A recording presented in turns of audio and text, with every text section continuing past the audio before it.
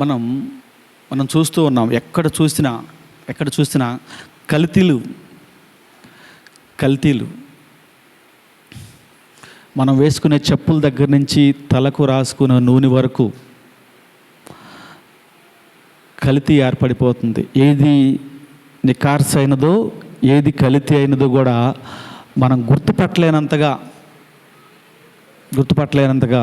కల్తీలు తయారైపోతున్నాయంట. అందుకనే యాకోబు గారు అంటాడు కదా, ఆ కల్తీల్లో మనం ఏది మంచిదో, ఏది ఒరిజినల్లో, ఏది కల్తీనో మనం గుర్తుపట్టాలంటే నిజంగా గుర్తుపట్టలేదు. అది అమ్మేవాడు కూడా గుర్తుపట్టలేడంట. ఎవడైతే మార్కెట్లో అమ్ముతున్నాడో దాన్ని కూడా వాడు గుర్తుపట్టలేడంట. వాళ్ళు కూడా ఒక్కోసారి మోసపోతూ ఉంటారు. అయ్యా మేము ఒరిజినల్ అనుకుని తెచ్చామయ్యా, కానీ ఇది కల్తీ అని. అది ఎప్పుడు తెలుస్తుంది అంటే పరీక్షించినప్పుడు. దాన్ని ల్యాబ్లో పరీక్ష చేస్తారంట. ఆ పరీక్షించినప్పుడు మాత్రమే ఇది ఒరిజినల్ అని తెలుస్తుంది. అలాగే యాకోబు గారు అంటాడు కదా, మీ విశ్వాసంలో కూడా పరీక్షలు ఉంటాయా? మీరు విశ్వాసులని మీ ప్రార్థనా జీవితాన్ని బట్టో లేదంటే మీరు కొనసాగుతున్న భక్తి జీవితాన్ని బట్టో కాదు, కానీ విశ్వాసముల పరీక్షలను బట్టి, మీరు పరీక్షించబడుతున్న పరీక్షలను బట్టి మీ విశ్వాసం ఎంత బలమైనదో అనేది అది నిర్ధారించబడుతుందని చెప్పేసి యాకోబు రాసిన పత్రిక మొట్టమొదటి అధ్యాయం మనం చూస్తే 2-3 వచనాలు. యాకోబు రాసిన పత్రిక మొట్టమొదటి అధ్యాయము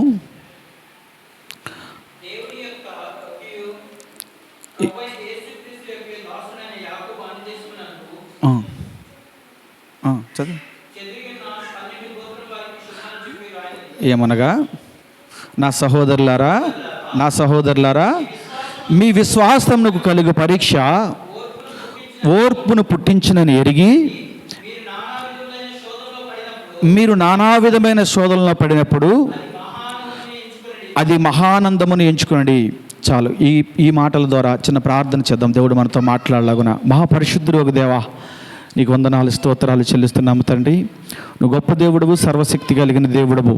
ఈ శుక్రవారం సిలువ ధ్యానముగా నీ సన్నిధిలో నీ యందు విశ్వాసము కలిగిన బిడ్డలైన మేమందరము నీ సన్నిధిలో చేరుకొని, అయా యాకోబు రాసిన మొదటి పత్రిక తండ్రి ప్రభువా, మొదటి అధ్యాయము 2-3 వచనముల ద్వారా తండ్రి ప్రభువా మీరు మాతో మాట్లాడండి తండ్రి ప్రభువా. నిజానికి మేము అల్పులము, బలహీనులము, అభాగ్యులము తండ్రి ప్రభువా. మీరు మాట్లాడితే తండ్రి ప్రభువా మేము బలపరచబడతాము.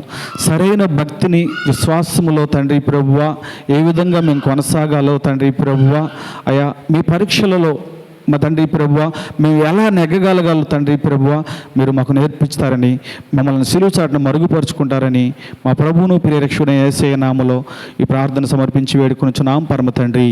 Amen, amen. ఇక్కడ అంటున్నాడు 2వ వచనంలో, నా సహోదరులారా మీ విశ్వాసమునకు కలుగు పరీక్ష ఓర్పును పుట్టించినని ఎరిగి మీరు నానా విధమైన శోధనలో పడినప్పుడు అది మహానందమని ఎంచుకోండి అంటున్నాడు ఇక్కడ. అదేంటి? శోధనలు వచ్చినప్పుడు, పరీక్షలు వచ్చినప్పుడు మహానందం అని మనం ఎలా ఎంచుకుంటాం? కష్టాల్లో ఉన్నప్పుడు ఇది ఆనందాన్నిగా మనం ఎలా ఎంచుకుంటామంటే విశ్వాసమునకు కలుగు పరీక్ష అంటున్నాడు ఇక్కడ యాకోబు గారు. మనం విశ్వాసులమని మనం రక్షణను బట్టి మనం చెప్పుకుంటూ ఉంటాం. దేవుని సన్నిధిలో మనం కొనసాగుతూ ఉంటాం. ప్రార్థనల ద్వారా మనం విశ్వాసులం అంటాం. కానీ ఇక్కడ పరీక్షలలో ఎప్పుడైతే మనం నెగ్గగలుగుతామో, పరీక్షలలో ఓర్చుకోగలుగుతామో, సమస్యల్లో మనం ఓర్చుకోగలుగుతామో అప్పుడు అసలైన భక్తి దేవుడికి కనపరుస్తామంట. సంతోషంగా ఉన్నప్పుడు దేవుని ఆరాధించి ఏదైనా సమస్యలు వచ్చినప్పుడు దేవునికి దూరం అయిపోయేవారిగా కాక, ఎలాంటి పరిస్థితుల్లో అయినా ఒకవేళ అననుకూలమైన పరిస్థితులు వచ్చినప్పుడు కూడా మనం దేవుణ్ణి మర్చిపోకూడదు. దేవుని ఆరాధిస్తూనే ఉండాలి, దేవుని స్తుతిస్తూనే ఉండాలి, దేవుని సన్నిధిలో మనం కొనసాగుతూనే ఉండాలి. ఎందుకు ఈ మాట చెప్తున్నాడంటే, దేవుని యొక్క ఉద్దేశం ఎలా ఉంటుందంటే, ప్రతి క్రైస్తవుడు దేవుని ఉద్దేశం ప్రకారం వాగ్దాన భూమికి చేరాలి అన్నది దేవుని అనాది సంకల్పం. ఏ ఒక్కరిని విడిచిపెట్టడానికి ఆయనకు ఉద్దేశం కాదు. ఖచ్చితంగా మనందరం వెళ్తామన్నది కూడా మన విశ్వాసం. ఆయన ఉద్దేశం ఎలా ఉందో, మనందరినీ వాగ్దాన భూమికి చేర్చాలనే ఉద్దేశం ఆయనకి ఎలా ఉందో, మనందరం ఖచ్చితంగా వాగ్దాన భూమికి చేరటం అన్నది కూడా అది మన విశ్వాసం. ఆయన ఉద్దేశము మన విశ్వాసానికి ఒక పరీక్ష ఉందంట. దేవుడు ఎవరిని పడితే వాళ్ళని తీసుకుని ఆయన వాగ్దాన భూమిలోకి చేర్చలేడు, కానీ ఆయన పరీక్షలో నెగ్గిన వారిని మాత్రమే వాగ్దాన భూమిలో చేరుస్తాడు. నిజానికి 6 లక్షల మంది ఇజ్రాయేల్ ప్రజలు ఐగుప్తు ప్రదేశం నుంచి విడిపించబడితే 5,90,998 మంది మాత్రమే విడవబడ్డారు. 2 మాత్రమే చేరగలిగారు.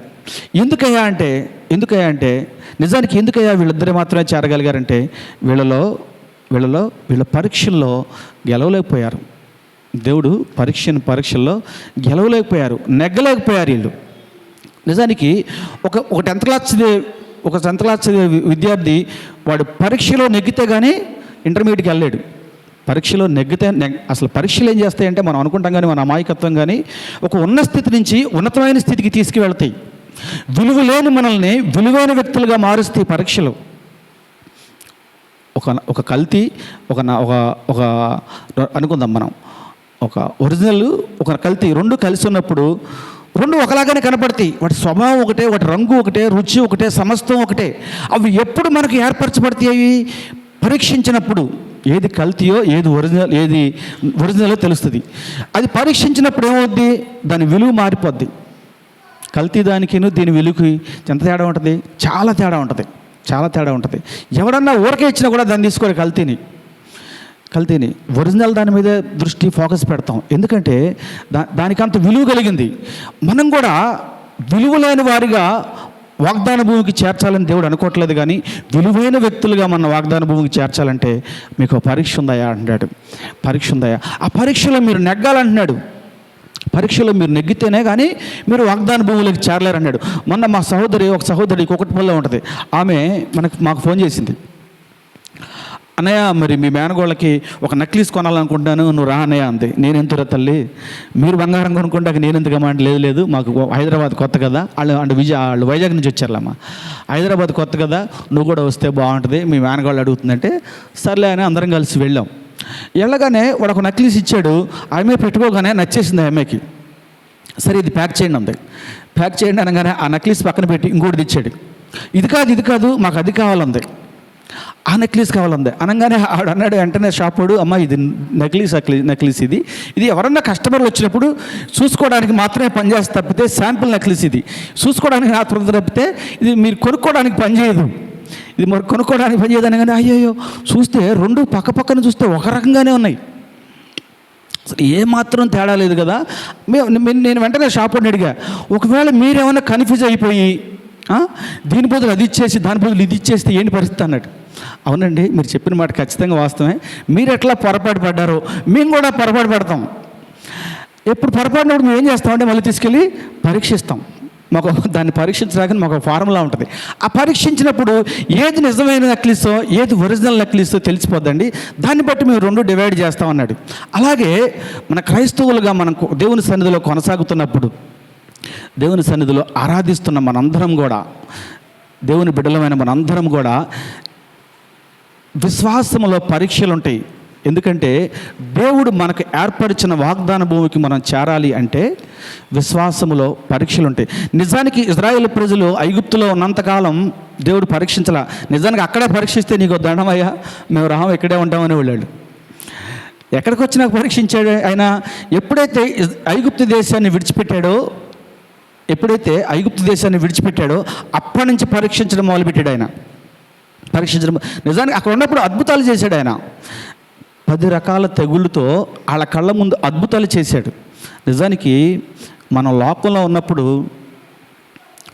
ఉన్నప్పుడు మనం ప్రార్థించినప్పుడు ఆయన అద్భుతాలు చేస్తాడు. ఏదైనా అడిగినప్పుడు ఖచ్చితంగా చేస్తాడు. ఎందుకంటే ఆయన మనం రక్షించుకోవాలనే ఆశ కలిగి ఉంటుంది కాబట్టి ఏది అడిగినా ఇస్తాడు. ఇక ఏది అడిగినా ఆయన ఇచ్చేస్తాడు కదా. ఇక యేసుని నమ్ముకుంటే మనకు కష్టాలు ఉండవు, యేసుని నమ్ముకుంటే శ్రమలు ఉండవు, బాధలు ఉండవు, ఏమి ఉండవు, అన్నీ ఆశీర్వాదాలే. ఏది అడిగితే అది ఇస్తాడు కదా అని చెప్పేసి మనం ఆకర్షితులవుతాం. ఒకవేళ ఇలా చెప్పి మిమ్మల్ని ఎవరినైనా ఆకర్షితులైతే అది పొరపాటనే అనుకోవాలి. ఎందుకంటే ఇది పొరపాటనే అనుకోవాలి. ఇజ్రాయేల్ ప్రజలు ఐగుప్తులో ఉండగా దేవుడు ఏం చేశాడని ఆకర్షించడం కోసం వాళ్ళకి దిగులు రప్పించాడు, వీళ్ళనే ఈగ కూడా వాళ్ళకుండా కాచి కాపాడాడు.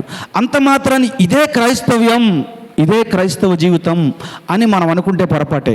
అక్కడి నుంచి బయటకు వచ్చిన తర్వాత స్టార్ట్ అయింది వాగ్దాన భూమికి చేరడానికి. శ్రమలు స్టార్ట్ అయినాయి, కష్టాలు స్టార్ట్ అయినాయి. ఆ కష్టాల్లో వాళ్ళు నిలవలేకపోవటం వల్లే వాళ్ళు విడవబడ్డారు. ఇలాంటి పరీక్షలు వచ్చినప్పుడు మనం చేయవలసింది ఏమిటంటే, అక్కడ అంటాడు కదా, ఓర్పును ఏం కావాలంట, సహనం కావాలి, ఓర్పు కావాలి. ఈ ఓర్పు సహనము ఎప్పుడు వస్తుంది మనకి? నేను అంటాను, మనం ఏదైనా ఒక పని మొదలుపెట్టాం, అది కష్టం కావచ్చు, అది కొంచెం ఇబ్బందికరమైన పని కావచ్చు, కానీ అయినా కూడా మనం పని మొదలు పెడతాం. అది ఎందుకు మొదలు పెడతామంటే రాగల దినాల్లో సంతోషం, ఈ పని వల్ల మనం ఆశీర్వదించబడతామను. రాగలిగిన దినాల్లో ఈ మొదలుపెట్టిన ప్రయత్నం వల్ల మనం ఖచ్చితంగా ఆశీర్వదించబడతామనో ఒక విశ్వాసం కలిగి ఆ పని ప్రారంభిస్తాం.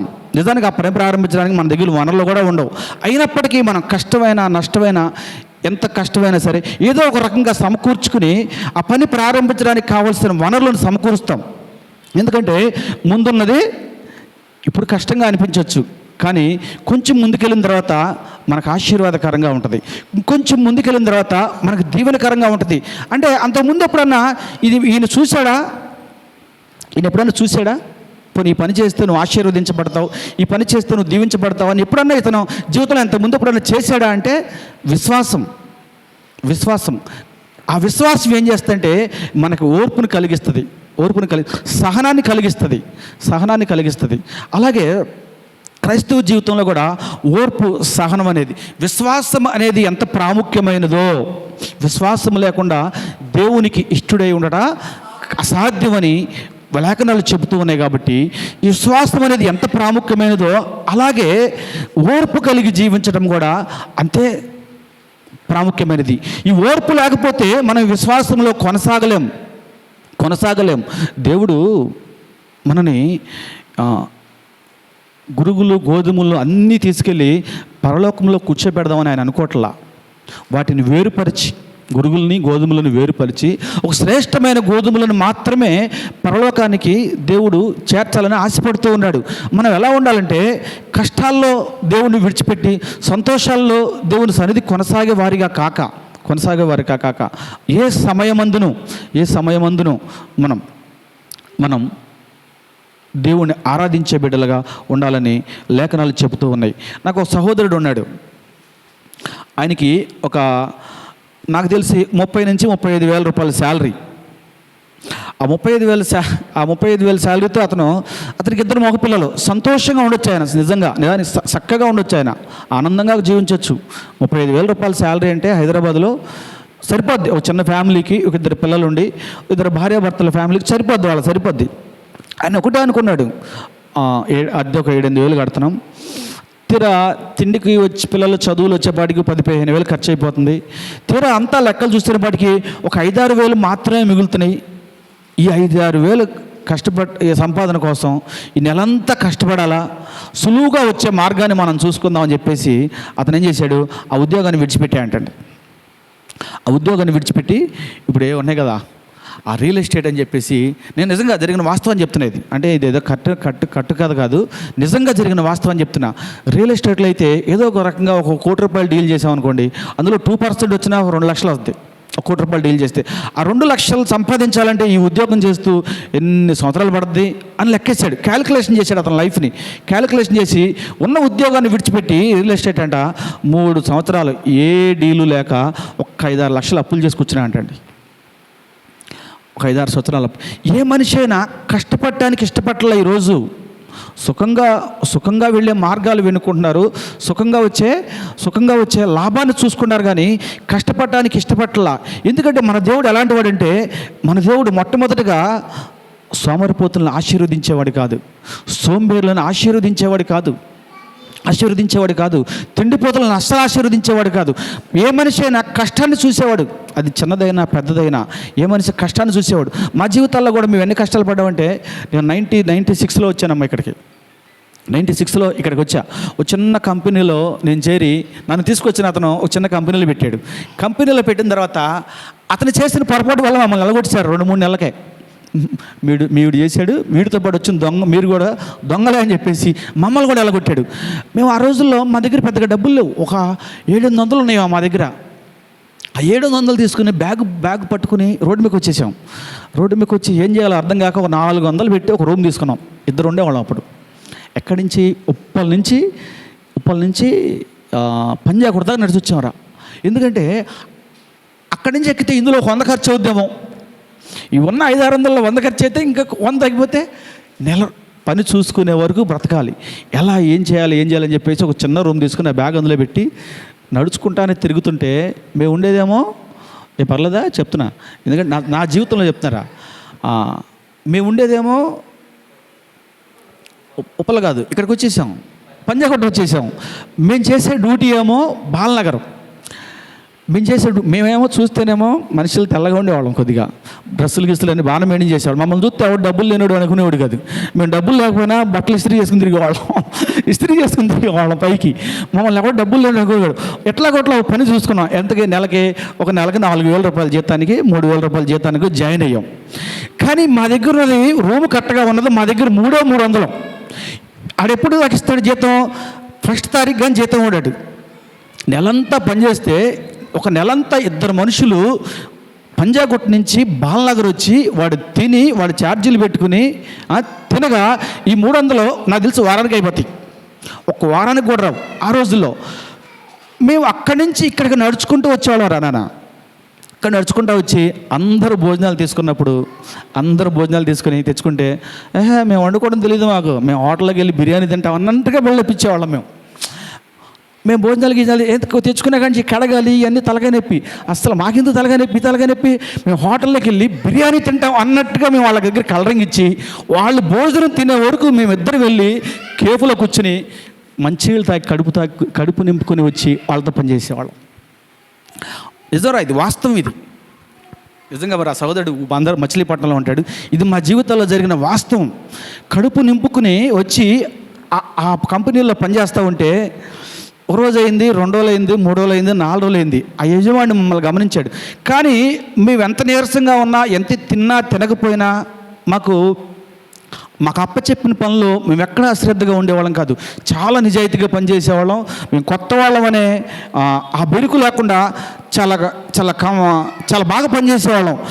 బాగా పనిచేస్తున్నప్పుడు మమ్మల్ని చూసి మా యజమానుడు మెచ్చుకుని మా ముఖాలు చూసినప్పుడు, ఏముంది 4-5 రోజులు 3-5 రోజులు భోజనం లేకపోతే మా కళ్ళు ఎలా ఉంటాయి, పైన బిస్కెట్లు ఉస్మానియా బిస్కెట్లు తిని కేఫుల్లో మంచిగా తాగి రోడ్లు అమ్మితే 7-8 కిలోమీటర్లు, పొద్దున ఒక 7 కిలోమీటర్లు, సాయంత్రం ఒక 7 కిలోమీటర్లు నడుస్తూ ఉంటే మా కళ్ళు ఎలా ఉంటాయి, లోతుగా వెళ్ళిపోయినాయి, గొంతులకు వెళ్ళిపోయినాయి. వాడు గమనించాడు, మా యజమానుడు గమనించి అన్నాడు కదా, ఓ పని చేయండి, మీరు ఇద్దరు పని చేస్తున్నారు కాబట్టి వచ్చి వారం అయింది కాబట్టి 1 నెల జీతాన్ని మీరు తీసుకోండి అడ్వాన్స్గా పెట్టుకున్నాడు.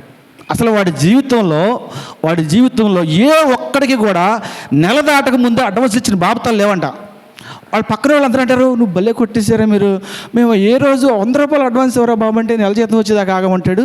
1 నెల జీతం బాగానే కొట్టేశారే.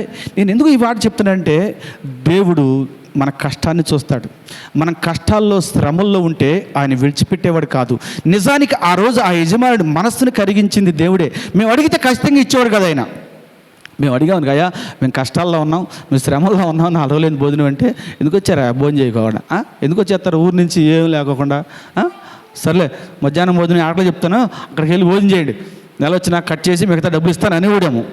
కానీ మేము ఎప్పుడైతే నిజాయితీగా ఉన్నామో, కష్టపడి పనిచేస్తున్నామో, మా కష్టాన్ని దేవుడు చూశాడు, వాడి మనసుని కరిగించాడు. మేము నెలంతా కష్టపడకముందే 1 నెల జీతాన్ని మేము పొందుకోవడానికి కావలసిన మనసును వాడికి అనుగ్రహించాడు. నేను అందుకే నేను క్రైస్తవ జీవితంలో నేనేమంటానంటే, శ్రమలు వస్తున్నాయి, కష్టాలు వస్తున్నాయి కదా అని చెప్పేసి మందిరానికి విడిచిపెట్టడం కానీ, లేకపోతే శ్రమలు తప్పించుకోవడానికి, కష్టాలు తప్పించుకోవడానికి మనం అడ్డదారులు వెతుకుతూ ఉంటాం. కష్టపడి శ్రమించే మనకు అప్పచెప్పిన పని వదిలిపెట్టేసి సాయంత్రానికి బిల్డింగ్లు కట్టాలనో, లేకపోతే షార్ట్ పీరియడ్లో బాగుపడాలనో, చూడు ఇలా ఉద్యోగాలు చేస్తూ ఉంటే ఎంతకాలం మనం వాళ్ళలాగా బిల్డింగ్లు కడతాం, ఎంతకాలం మనకు వీళ్ళలాగా ఖరీదైన కారులో తిరుగుతాం అని చెప్పేసి దేవుడు మనకిచ్చిన పనిని ఆ రోజు నెలంతా కష్టపడితే వీడెప్పుడో నెలాఖరికి ఇచ్చే జీతం కోసం ఇలా మేము ఎలా బ్రతకాలి అని చెప్పేసి ఆ రోజు పని మానేసి ఆ 400 జేబులో పెట్టుకుని ఎవడో అప్పటికప్పుడు పని ఇస్తాడని మేము ఆలోచన చేస్తే నిజానికి ఆ రోజు మాకు పని దొరికేది కాదు, ఈరోజు మేము ఇలా నిలబడేవాళ్ళమే కాదు. నేను ఎందుకు చెప్తున్నానంటే దేవుడు కష్టాన్ని చూస్తాడు, మనం పడుతున్న శ్రమను చూస్తాడు. ఆయన గాలికి విడిచిపెట్టేవాడు కాదు. నిజానికి దావీదుని ఎప్పుడు చూశాడండి? నిజానికి దావీదుని గొర్రెలు కాస్తూ ఉన్నప్పుడు చూశాడు. అతన్ని ఎండనక వాననక కష్టంగా శ్రమల్లో గొర్రెలు కాస్తూ ఉన్నప్పుడు ఆయన ఎన్నుకున్నాడు. నిజానికి దావీదు రాజవంశానికి చెందినవాడు కాదు, గొప్ప యుద్ధవీరుడేం కాదు, లేదంటే మంచి ఇజ్రాయేల్ ప్రజలను పరిపాలించడానికి జ్ఞానం కలిగిన వాడు కాదు. దేవుడు చూసేది ఎప్పుడైనా సరే కష్టాన్ని చూస్తాడు, మనం పడుతున్న కష్టాన్ని, శ్రమని, బాధని చూస్తాడు. అందుకనే ఈయన అంటాడు కదా, నా సహోదరులారా మీ విశ్వాసము తగిలి పరీక్ష ఓర్పును ఓర్పును మీరు ఎరిగి నానా విధమైన శోధనలో పడినప్పుడు అది మహానందం అని మీరు ఎరగండి. కష్టాలు వచ్చినాయి కదా అని, శ్రమలు వచ్చినాయి కదా అని, బాధలు వచ్చినాయి కదా అని చెప్పేసి మీరు తప్పిపోకుండా దేవుని సన్నిధిని విడిచిపెట్టుకోకుండా దేవుని సన్నిధిలో కొనసాగుతున్నప్పుడు ఆయన ఏం చేస్తాడంటే ఆ కష్టాలను సంతోషంగా మారుస్తాడు. ఎందుకు ఈ కష్టాలు క్రైస్తవ జీవితాల్లో వస్తాయంటే విలువ లేని మనలను విలువైన వ్యక్తులుగా మార్చడం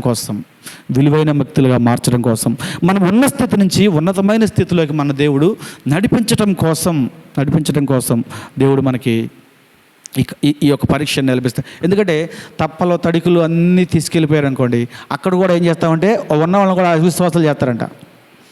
ఒక అవిశ్వాసిని పరలోకానికి చేరిస్తే వీడెళ్ళి ఈ అవిశ్వాసిలా ఉండడు, అక్కడ దేవదూతలు కూడా చేరిపేస్తాడు వీడు. ఈ విశ్వాసులను చెరగొడతాడు వీడు. అందుకనే మనం అవిశ్వాసులుగా వాగ్దాన భూమికి రాకుండా నిజంగా మనం అవిశ్వాసులుగా ఉన్నట్టయితే మన విశ్వాసంలో బలపరచడం కోసం, వాగ్దాన భూమికి స్వతంత్రించుకోవడానికి కావాల్సిన అర్హతలను మనకు అనుగ్రహించడం కోసం దేవుడు ఏం చేస్తాడంటే కొన్ని శ్రమలు పెడతాడు, కొన్ని ఇబ్బందులు అది కూడా మనం తట్టుకోలేని శ్రమలేం కాదు, కానీ మనం ఏదైతే తట్టుకోగలుగుతామో నిజానికి 4-5 రోజులు నడిచాం మేము. భోజనం సరైన భోజనం లేకుండా అక్కడి నుంచి ఇక్కడికి ఒక 6-7 కిలోమీటర్లు ఉంటుంది అనుకుంటా. బాలనగర్ నుంచి 4-5-6 కిలోమీటర్లు ఉంటుంది. పొద్దున సాయంత్రం నడిచాం. అది నా దేవుడు చూసి నాకున్న పరిస్థితి నుంచి నన్ను ఈ రీతిగా నిలవబెట్టడానికి ఆ రోజు నుంచి పడిన కష్టం ఈ రోజు వరకు నేను మర్చిపోను. ఈరోజు కాదు, నా జీవితాంతం నేను మర్చిపోయినది. నేను ఆ రోజుల్లో ఫైన్ బిస్కెట్లు తిని తాగి జీవించిన జీవితం ఈ రోజుకి నేను మర్చిపోను. నిజానికి సహోదరుడు వింటే మాత్రం అతనికి మరొకసారి జ్ఞాపకం చేసుకుంటాడు. అతను మర్చిపోయడం లేదో మనకు తెలియదు, కానీ రాజన్న నేను అందుకే నేను ఏమంటానంటే ఏది ఏమైనప్పటికీ శ్రమలు కొద్ది కాలమే. ఎందుకంటే ఈ శ్రమలు వస్తాయి మనల్ని సరిచేయటానికి, సక్రమైన విధానములో పెట్టడానికి, ఉన్న స్థితి నుంచి ఉన్నతమైన స్థితిలో ఎక్కించడానికి కావలసిన అర్హతను పొందుకోవడానికి కావలసిన శ్రమలు వస్తూ ఉంటాయి. కాబట్టి మనం ఎప్పుడైతే విశ్వాసంతో కొద్ది కాలం ఓర్పుకుంటే మనం ఇరుకు ప్రదేశంలో ఉండొచ్చు, కానీ విశాలతలోనికి నడిపించే దేవుడు మన దేవుడు. ఇరుకులో ఉన్నవాడిని ఇరుకులో వదిలిపెట్టడు. ఎప్పుడైతే ఇరుకులో ఉన్నప్పుడు కూడా మనం నమ్మకంగా ఉంటే, నిజానికి యోసేపు కూడా చెరసాలలో ఉన్నప్పుడు కూడా అతను నమ్మకంగానే ఉన్నాడండి. అయ్యో నేను జైల్లో ఉన్నాను కదా, ఏంటయ్యా నేను ఇలాంటి పరిస్థితుల్లో ఉన్నప్పుడు, ఇలాంటి పరిస్థితి నేను దిగజారిపోయాను కదా అని దేవుడిని ఏ రోజు దూషించినాడు కాదు. యోసేపు నమ్మకంగానే ఉన్నాడు. కాబట్టే అతను అనుకున్న స్థితికి అతను చేరగలిగాడు, ఉన్నతమైన స్థితికి అతను చేరగలిగాడు. అన్య దేశాన్ని పరిపాలించే ఒక ప్రధానమంత్రి అయ్యాడంటే కారణం ఏంటంటే తెలిసే, శ్రమల్లో నమ్మకంగా ఉన్నాడు, కష్టాల్లో నమ్మకంగా ఉన్నాడు. ఎన్నో శోధనలు వచ్చినాయి ఆయనకి, అతను అపవిత్రపరచడానికి, దేవుణ్ణి దూరం చేయడానికి, దేవుడే అతని నుంచి దూరంగా వెళ్ళిపోవడానికి ఎన్ని శోధనలు వచ్చినాయి అతనికి. కానీ అతను మాత్రం నమ్మకంగా నమ్మకంగా అతనికి అప్పచెప్పిన పనిని, బాధ్యతని నమ్మకంగా పనిచేశాడు కాబట్టి ఐగుప్తు దేశంలో, అన్య దేశంలో అతను ప్రధానమంత్రి అయ్యాడు. నిజానికి అతను అనుకోవచ్చు, నిజానికి బానిస అంటే ఎవరండి? బానిస అంటే ఏ పని చెప్తా పని చేయాలి. అర్ధరాత్రి గడి సరే బాబు గ్లాసు మంచినీళ్ళు తెమ్మంటే తేవాలి. ఏంటి అర్ధరాత్రి గడి చెప్తున్నావు? మా పెట్టమంటే మా పెట్టాలి. ఏంటి అర్ధరాత్రి గడి చెప్తున్నావు పని? ఎంత బానిసనైతే మాత్రం సమయం లేదా, ఎలా పర్లేదా, 8 గంటలు డ్యూటీ చేస్తా, లేదంటే 10 గంటలు డ్యూటీ చేస్తా అని యజమానుడికి ఎదురు తిరగల. అతనికి ఎదురు తిరగల. నేను ఒక బానిసగా వచ్చాను ఈ దేశానికి, బానిసగా నేను కొనుగోబడ్డాను ఈ దేశానికి, నన్ను కొన్నవాడు నా యజమానుడు కాబట్టి అతను ఏం చెప్తే అది చేయాలని తనకు లోబడ్డాడండి. తన నిజాయితీని మనుషులు గుర్తించకపోవచ్చు. మనం ఎప్పుడైతే విశ్వాసులుగా కొనసాగుతున్నప్పుడు, శ్రమలు వచ్చినప్పుడు, మనం నిజాయితీగా ప్రవర్తించినప్పుడు మనకి ఈ లోకంలో ఉన్న మనుషులు మనం గుర్తించకపోవచ్చు. ఈ లోకంలో మన మనుషులు మనం గుర్తించకపోవచ్చు, మన బంధువులు గుర్తించకపోవచ్చు, స్నేహితులు గుర్తించకపోవచ్చు. ఎవరు గుర్తించకపోయినా మన దేవుడు మనను గుర్తిస్తాడు. మనకున్న శ్రమల నుంచి, మనకున్న కష్టాల నుంచి మనం ఊహించినంత ఎత్తుగా, మనం ఆశించినంత ఎత్తుగా మనల్ని తీసుకువెళ్ళడానికి మన దేవుడు సర్వశక్తి కలిగిన దేవుడు. అందుకే ఆయన అంటాడు కదా, నా సహోదరులారా, మీ విశ్వాసమునకు కలిగి పరీక్ష ఓర్పును పుట్టించునని ఎరిగి మీరు నానా విధమైన శోధనలు పడినప్పుడు అది మహానందమని ఎంచుకోండి. ఎప్పుడు మహానందమని ఎంచుకుంటామంటే మనకు విశ్వాసం ఉన్నప్పుడు. ఇప్పుడు కడుతున్న కష్టాలు జీవితాంతం మనకి కష్టాలే ఉంటాయి అని ఎవడన్నా చెప్తే మనకు విశ్వాసం ఉంటుందంటారా? మనం ఒక పని చేస్తున్నాం, ఒక ఉద్యోగం చేస్తున్నాం, వాడు 10,000 రూపాయలు జీతం వేస్తున్నాడు మనకి. ఈ జీవితాంతం మనం చేస్తే ఈ 10,000తోనే ఇస్తాడనుకుంటే మనకి అసలు ఆ ఉద్యోగం చేయగలమా?